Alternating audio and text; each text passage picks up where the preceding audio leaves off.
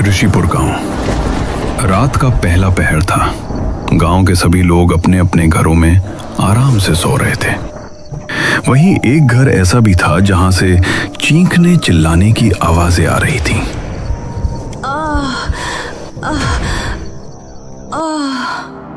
महेश उसके पास बैठा है। श्रद्धा और लोकेश भी कमरे में आते हैं। मालती, हिम्मत रखो, मैं अभी तुमको शमन जी के पास ले चलता हूं। मालती की तबीयत बहुत ज्यादा बिगड़ी हुई थी। उसके शरीर पर जगह जगह फफोले उठे हुए थे। कई जख्म बने हुए थे जिनसे खून भी रिस रहा था। उसको ऐसा दर्द हो रहा था जिसे वो लफ्जों में बयान नहीं कर सकती थी। मालती, उठो, जल्दी करो मालती, आओ नीचे उतरो।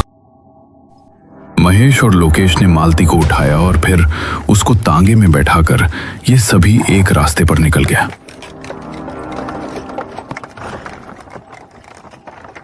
लोकेश और श्रद्धा अपनी मां को इस हालत में देखते हुए बहुत दुखी हो रहे था। काफी देर बाद तांगा एक घर के सामने जाकर रुका।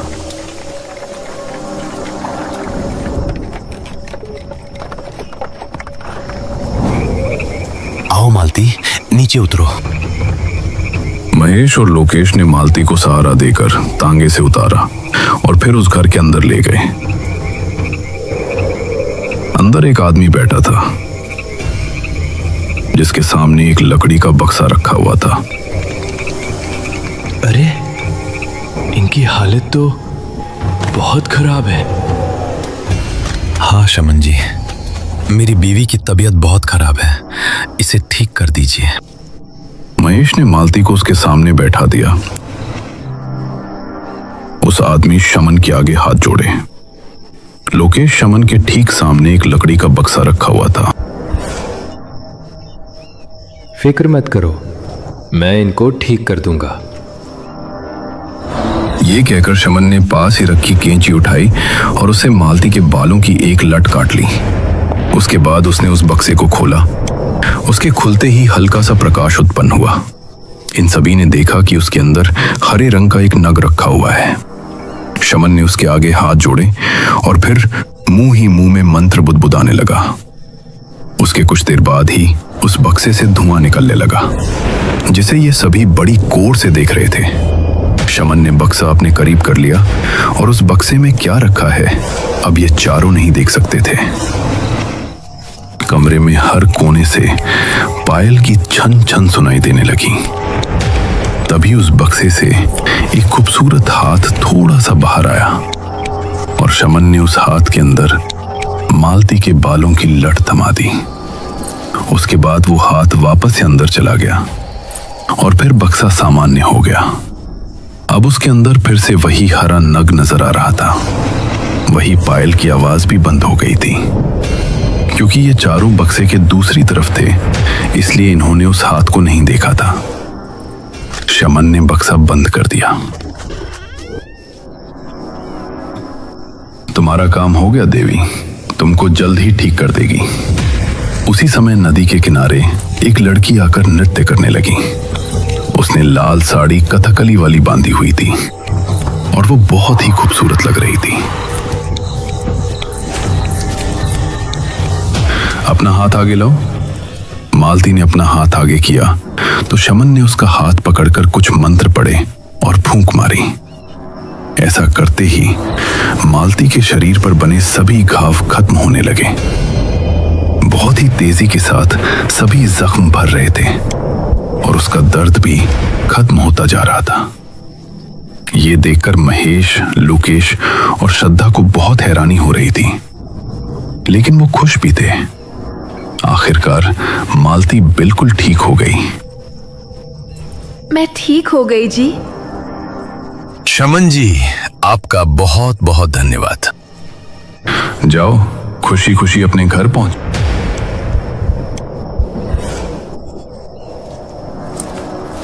ये सभी शमन से विदा लेकर वापस अपने घर पहुंचे।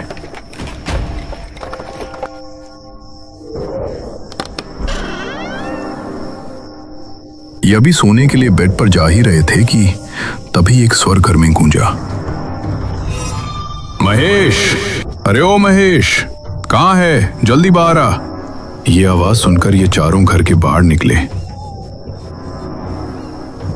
तो सामने गांव का लाला खड़ा था। अरे भाई, 1 महीना पूरा हो गया। जो 20,000 रुपए तूने लिए थे सूद समेत वापस कर दे। लाला जी, अभी मेरे पास पैसे नहीं है। मालती की तबीयत भी खराब हो गई थी। उससे मुझे क्या मतलब?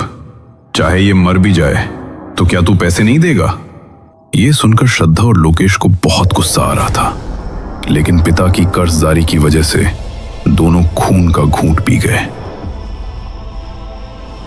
मैं कुछ दिनों में दे दूंगा लाला, फिलहाल मेरे पास नहीं है।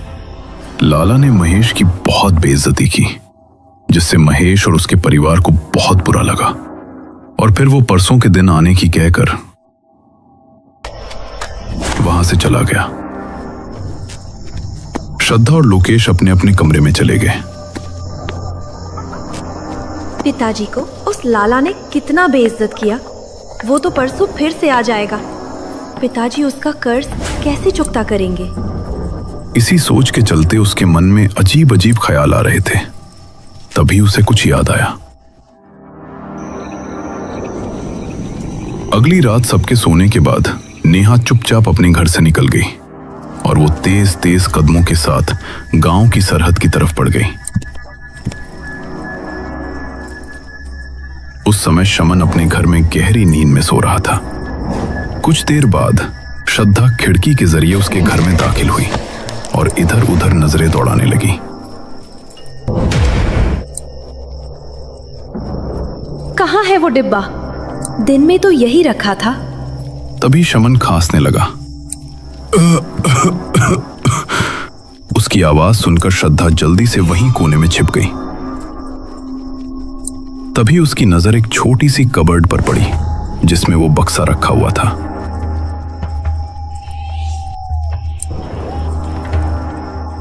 अरे वाह, ये तो वही बक्सा है। शमन अंगड़ाई लेकर वापस से सो गया और तभी श्रद्धा ने उस बक्से को उठाया और खुश होते हुए वहां से निकल गई। अब सारे मसले हल हो जाएंगे। तभी उसे अपने पीछे से पायल की छन छन सुनाई देने लगी। उसने चौंकते हुए पीछे पलटकर देखा तो वहां कोई नहीं था। उसने फिर से आगे कदम बढ़ाए और भागना शुरू किया। उसको अभी भी अपने पीछे से पायल की छन छन सुनाई दे रही थी, लेकिन अब उसने पीछे मुड़कर नहीं देखा। घर आकर वो अपने कमरे में पहुंची और उस बक्से को खोलकर देखा। वाह, ये हीरा तो दिखने में ही बहुत कीमती लगता है। श्रद्धा ने उस बक्से को बंद करके अपनी कबर्ड में रख दिया और फिर बिस्तर पर जाकर लेट गई। अब कल इसे बेचकर पिताजी का सारा कर्ज चुकता कर दूंगी। उसके चेहरे पर एक मुस्कान थी, क्योंकि वो पहली बार अपने पिता के लिए कुछ करने जा रही थी। रात करीब 1 बजे के समय श्रद्धा अपने बेड पर सो रही थी। तभी उसे अजीब सी धम धम धम सुनाई दी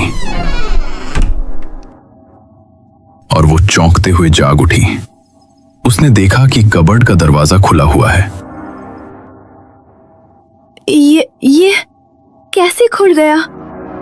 वो अपनी जगह से उठी और कबर्ड फिर से बंद कर दी और इस बार उसने कबर्ड के आगे एक कुर्सी भी रख दी थी, जिससे कबर्ड फिर से न खुले, और फिर वापस से जाकर बेड पर लेट गई। अब ये नहीं खुलेगा। उसे सोए हुए अभी 10 मिनट ही हुए थे कि तभी बहुत जोरों का शोर हुआ और वो फिर से चौंकती हुई जाग उठी। सामने का मंजर देखकर उसकी आंखें हैरानी से फट पड़ी। उसने देखा कि कबर्ड फिर से खुली हुई है और जो कुर्सी उसने कबर्ड के दरवाजे पर रखी थी वो सामने दीवार के पास पड़ी टूटी हुई है, जैसे किसी ने उसे उठाकर जोर से दीवार पर देकर मारा हो। ये कैसे खुल गया? उसी समय पड़ोस के गांव में मोहन नाम का आदमी अपने कमरे में पड़ा सो रहा था। तभी उसे पायल की आवाज सुनाई दी। अरे, इतनी रात में कौन नाच रहा है भाई? उसने उठकर देखा तो यह आवाज बाहर से आ रही थी। उसने खिड़की के करीब जाकर देखा तो एक लड़की उसके घर के आंगन में नाच रही थी। अरे, ये कौन है? मोहन कमरे से निकलकर आंगन की तरफ गया और उसने करीब से उस लड़की को देखा। लड़की बहुत खूबसूरत थी और उसका नृत्य भी बहुत अच्छा लग रहा था। बड़ी हैरानी की बात थी कि वहां तबले की आवाज भी सुनाई दे रही थी। कौन हो तुम? किस खुशी में नाच रही हो? इस पर वो लड़की बिना कोई जवाब दिए नाचती रही। तो मोहन उसके करीब गया और उसका हाथ पकड़ लिया। हाथ पकड़ते ही वक्त जैसे थम गया। उसके पैर भी रुक गए और उसका संगीत भी। उससे नजरें मिलते ही मोहन उस पर मोहित होने लगा। तुम तो बहुत खूबसूरत हो। कौन हो तुम? इतना कहते ही उस लड़की के चेहरे पर मुस्कान झलक आई। उसके शरीर की रंगत बदलकर कत्थई होने लगी। उसके नाखून लंबे हो गए और उसकी आंखें लाल लाल चमक उठी। ये देखकर मोहन के दिल में खौफ उतर आया। वो चीखता हुआ वहां से वापस अपने घर के अंदर पहुंचा और अंदर से कमरे की कुंडी लगा ली। उसके बाद वो जैसे ही बेड पर पहुंचने के लिए पलटा तो वो लड़की अपने भयानक रूप में बेड पर ही बैठी हुई थी। मोहन कुछ करता इससे पहले वो लड़की मोहन पर टूट पड़ी और मोहन की चीख पूरे घर में गूंज कर रह गई।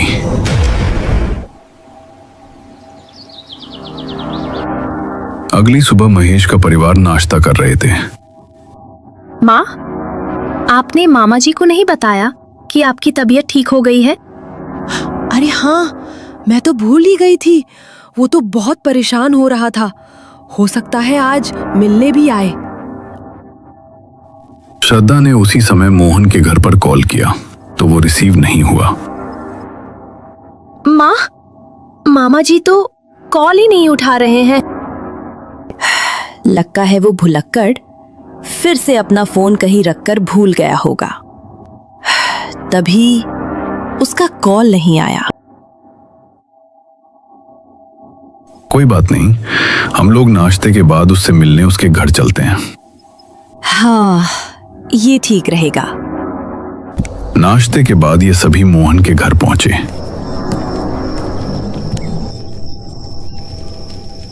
और वहां पर उसकी भयानक मौत देखकर इनका दिल दहल उठा। इस तरफ जब शमन का उसके काम पर बैठने का समय हुआ तो कबर्ड से बक्सा गायब देखकर वो चौंक पड़ा। हे देवी, बक्सा कहां गया? उसने बक्से को घर में हर जगह ढूंढा लेकिन उसका बक्सा कहीं नहीं मिला। कुछ ही देर में उसके घर के बाहर मरीजों की भीड़ लगना शुरू हो गई थी। हे देवी, मेरे पास बक्सा नहीं है, उसको कैसे वापस लाऊंगा? किसने चुराया होगा उसे? शमन अब बहुत ही ज्यादा डर गया था। उसने दीवार पर लगे कैलेंडर पर नजर डाली तो उसमें 15 तारीख पर गोल घेरा बनाया हुआ था। सिर्फ 2 दिन बचे हैं। अगर 15 तारीख की रात को बक्से का नहान नहीं किया गया तो बहुत बुरा होगा, बहुत बुरा। इस तरफ रात होने से पहले ही मोहन का अंतिम संस्कार कर दिया गया और ये सभी घर वापस आ गए। लोकेश, माँ पहले ही बहुत सदमे में है और कल लाला भी आने वाला है। हाँ दीदी, मुझे यही बात सोचकर डर लग रहा है, अब लाला के पैसे कैसे चुकता करेंगे। लोकेश, तू फिक्र मत कर लोकेश, सब हो जाएगा। लेकिन कैसे दीदी? रुक, मैं तुझे कुछ दिखाती हूँ। ये कहकर श्रद्धा ने कबर्ड खोली और वो बक्सा लोकेश के सामने रखकर खोल दिया। उसके अंदर चमचमाता हुआ नग देखकर लोकेश भी हैरान रह गया। दीदी, ये तो वही हीरा है जो उस शमन के पास था। ये आपको कहां से मिला? मैंने इसे उसके घर से चुराया है। मैंने जो किया है अपने पिता की परेशानी दूर करने के लिए किया है। कल हम दोनों इसे बेचकर लाला के पैसे उसे दे देंगे। लोकेश ये सुनकर आगे कुछ नहीं बोला।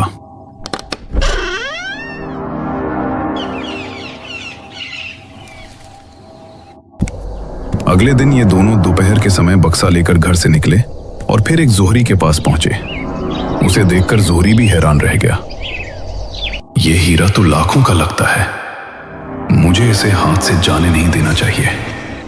कहिए अंकल, आप इसके कितने पैसे देंगे? मुझे तो ये चोरी का लगता है, इसके 30,000 से ज्यादा नहीं दे सकता। नहीं अंकल, देखिए ये कितना कीमती लग रहा है। आप ऐसा कैसे कह सकते हैं? अब तुम्हारी मर्जी है। ठीक है, हम इसे कहीं और बेच देंगे। ये कहकर श्रद्धा उठ खड़ी हुई। अरे रे रुको। जी कहिए, क्या हुआ? इसके 50,000 दूंगा, न ज्यादा न कम। बिल्कुल सही दाम है। यह सुनकर श्रद्धा ने लोकेश की तरफ देखा। श्रद्धा, ठीक है, दे दीजिए। जौहरी ने 50,000 श्रद्धा को दे दिए और फिर ये दोनों लाला के घर पहुंचे।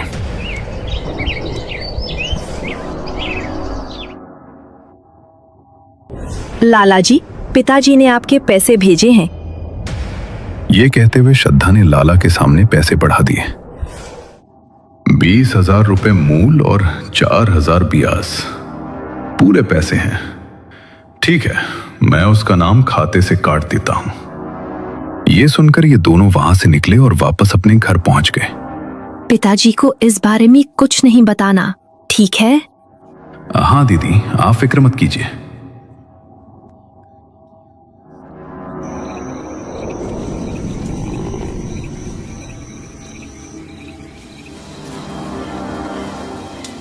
रात के समय जौहरी आंखों में चमक लिए उस हीरे को देख रहा था।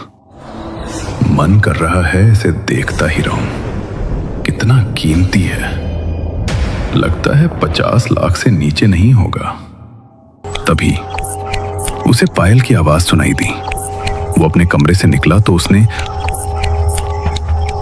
उसी नृत्यकी को नाचते हुए देखा। अरे कौन हो भाई तुम? यहां क्या मुजरा चल रहा है? वो उसके करीब गया और उसके कंधे पर हाथ रखा। तभी उसने नाचना बंद कर दिया था। उसने उसी तरह खड़े खड़े अपनी गर्दन पूरी पीछे तक घुमाकर जौहरी को देखा। उसका भयानक रूप देखकर जौहरी की आंखों में खौफ उतर आया। वो मैन डोर की तरफ भागा, लेकिन तभी उस भयानक नृत्यकी ने उसे पीछे से पकड़ लिया और हवा में उड़ती हुई उसे वापस उसके कमरे में ले गई। और जौहरी की चीख उसके कमरे में ही गूंजकर खत्म हो गई। रात के समय श्रद्धा अपने कमरे में सो रही थी। तभी उसकी कबर्ड फिर से खुल गई और वो नींद से जागी। ये कबर्ड में क्या हो गया है? फिर से अपने आप खुल रही है। वो कबर्ड को वापस बंद करने के लिए जैसे ही उसके पास पहुंची तो अंदर का नजारा देखकर उसकी आंखें हैरानी से फट पड़ी। उसने देखा कि वो बक्सा अपनी उसी जगह पर रखा है। ये वापस कैसे आया? तभी श्रद्धा को अपने पीछे से पायल की आवाज सुनाई देने लगी। उसने बिना पीछे देखे कबर्ड को बंद कर दिया और फिर लोकेश के कमरे में जाकर लेट गई। अरे दीदी आप? उसने लोकेश की बात का कोई जवाब नहीं दिया और चादर ओढ़कर लेट गई। उसे नींद नहीं आ रही थी। बार बार उसे पायल की छन छन सुनाई दे रही थी। इस तरफ शमन उसी रात के समय नदी किनारे पहुंचा। मुझे माफ कर दो देवी, माफ कर दो मुझे। वो न जाने क्यों नदी के सामने हाथ जोड़े खड़ा माफी मांग रहा था। तभी उसे पायल की छन छन सुनाई देने लगी, जिसे सुनकर वो डर गया। उसने देखा कि सामने से वही औरत नृत्य करती हुई उसके करीब आ रही है। देवी जी, मुझे माफ कर दो, माफ कर दो। तभी उसके शरीर पर फफोले उठने लगे और जख्म होने लगे। वो जमीन पर मचल पड़ा, लेकिन उसके दर्द का ठिकाना नहीं था। वो बुरी तरह से तड़प रहा था। उस भयानक लड़की ने अपनी उंगली उसकी तरफ पॉइंट की और चारों तरफ धुआं फैल गया। सुबह होने पर लोकेश ने श्रद्धा को जगाया। दीदी उठो। उसकी आवाज सुनकर श्रद्धा उठ बैठी। दीदी आप ठीक तो हो? कल रात आपने कुछ बताया नहीं। आप इतना डरी हुई क्यों थी? कल रात जो कुछ भी मैंने देखा सुना, मुझे कुछ समझ नहीं आ रहा था, इसीलिए कुछ नहीं बोला। ऐसा क्या देखा आपने? मेरे साथ चलो। श्रद्धा लोकेश को उसके कमरे में ले गई और उसे कबर्ड खोलकर वो बक्सा दिखाया। लोकेश ने बक्से को खोला तो उसके अंदर अभी भी वो नग रखा हुआ था। अरे ये नग तो हम लोग उस जौहरी को बेच कर आए थे ना, ये यहां कैसे आ गया? हाँ, वही मुझे समझ नहीं आ रहा, ये यहां वापस कैसे आया? दीदी मुझे लगता है आपने इसको चुरा कर बहुत बड़ी गलती की है। दीदी ऐसा करते हैं, इसे फेंक देते हैं। जो चीज बिकने के बाद अपने आप वापस आ गई, तुझे लगता है वो फेंकने से नहीं आएगी? ये भी आप ठीक कह रहे हो। मैं आज ही इस नग को उस शमन को वापस दे आऊंगी। वही इसके बारे में ठीक से जानता है। दोपहर के समय ये दोनों अब शमन के घर पहुंचे तो पाया वहां पर कोई नहीं था। पहले यहाँ पर कितनी भीड़ लगी होती थी, अब तो कोई भी नहीं है। ये अंदर पहुंचे तो वहां कोई नजर नहीं आया। कौन है वहां? कौन है? एक कमरे से शमन की मरी सी आवाज इनको सुनाई दी और ये उस कमरे में पहुंचे और वहां पर शमन की बुरी हालत देखकर ये दोनों हैरान रह गए। वो बेड पर उसी हालत में पड़ा था जो कुछ दिन पहले मालती की थी। शमन अंकल, ये क्या हुआ आपको? मेरे साथ जो होना था हो गया। अगर तुम लोग मदद के लिए आए हो तो मैं बता दूं, मैं अब किसी का इलाज नहीं कर सकता। अंकल, हम लोग इलाज के लिए नहीं आए। तो फिर ये तुम्हारे पास कहां से आया? अंकल, मुझे माफ कर दीजिए, इसे मैंने ही चुराया था। पिताजी पर बहुत कर्ज हो गया था। ये सुनकर शमन को गुस्सा आ गया।